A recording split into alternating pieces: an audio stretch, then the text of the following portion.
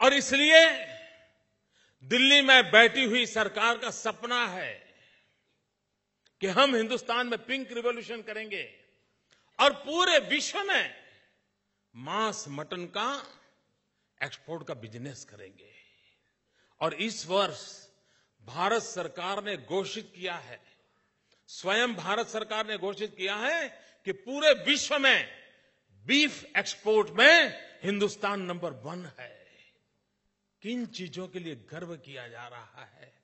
भाइयों बहनों, आपका कलेजा रो रहा है कि नहीं मुझे मालूम नहीं, मेरा कलेजा चिक चिक करके पुकार रहा है।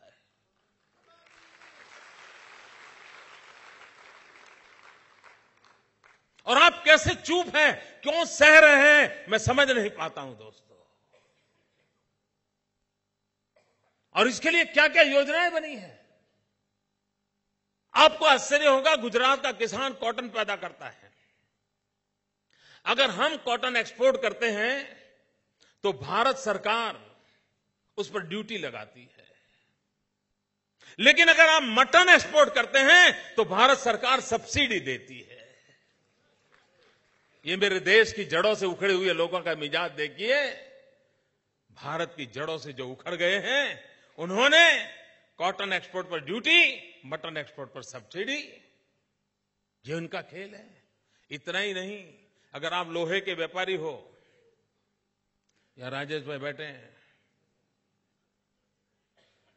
क्या कभी आपको अहमदाबाद से दिल्ली लोहा भेजना हो और वहां पर कोई अस्पताल के लिए लोहा भेज रहे हो, कोई ब्रिज बनाने के लिए लोहा भेज रहे हो, जो जनता के उपयोग के काम आने वाला है लोहा, क्या हिंदुस्तान की सरकार आपका लोहा यहां से दिल्ली ले जाने के लिए आपको ट्रांसपोर्ट सब्सिडी देगी? क्या ट्रांसपोर्ट सब्सिडी मिलती है भाई?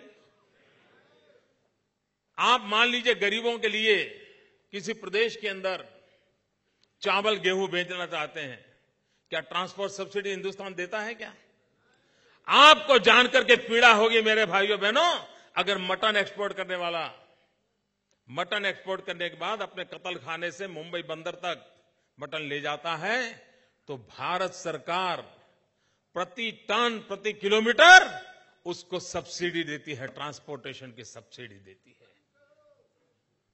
इतना ही नहीं मित्रों, आप कोई उद्योग लगाना चाहें, कारखाना लगाना चाहें, क्या हिंदुस्तान की सरकार आपको कोई सब्सिडी देती है?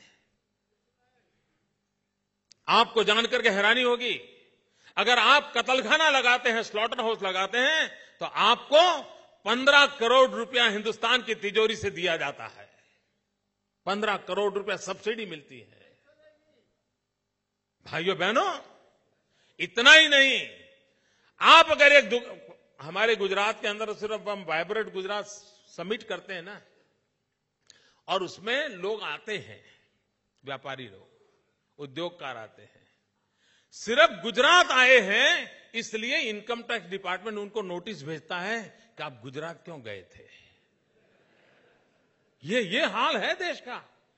इनकम टैक्स विभाग ने पिछले बार हमारे यहां वाइब्रेंट गुजरात समिट में जो पूंजी निवेश के लिए लोग आए थे, उनको इनकम टैक्स का नोटिस दिया था। अगर आपको इनकम की इतनी जरूरत है और टैक्स की इतनी चिंता है, और दूसरी तरफ क्या करते हैं, अगर आप मटन का बिजनेस करते हो, मटन एक्सपोर्ट का काम करते हो, तो 5 साल तक आपको इनकम टैक्स में माफी दी जाती है। भाइयों बहनों, ये मैं किसी और देश की बात नहीं कर रहा हूं। जहां भगवान महावीर पैदा हुए थे, उस हिंदुस्तान की बात कर रहा हूं, इस हिंदुस्तान की सरकार की बात कर रहा हूं दोस्तों। और तब मैं कहता हूं कि कलेजा रो रहा है, देश को किस दिशा में ले जाया जा रहा है। और अगर हम एक समाज के नाते जागरूक नहीं होते हैं, हम अपने सपनों को पूरा करने के लिए संकल्पबद्ध नहीं होते हैं, हमें जो शिक्षा दीक्षा मिली है उसको लागू करने के लिए हम कोई प्रण नहीं करते हैं, और इन चीजों के लिए आगे नहीं आएंगे, तो भाइयों बहनों, हमें भी अपनी जड़ों से जुड़ करके रहने में कितनी दिक्कत आएगी उसका आप अंदाज लगा सकते हो। और तब जाकर के इन चीजों को रोकना आवश्यक होता है। देश के प्रधानमंत्री इसका जवाब नहीं दे सकते। वैसे भी उनको सुख है।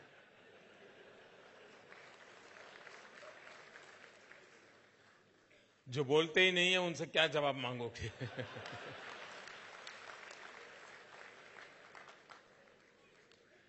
मैं तो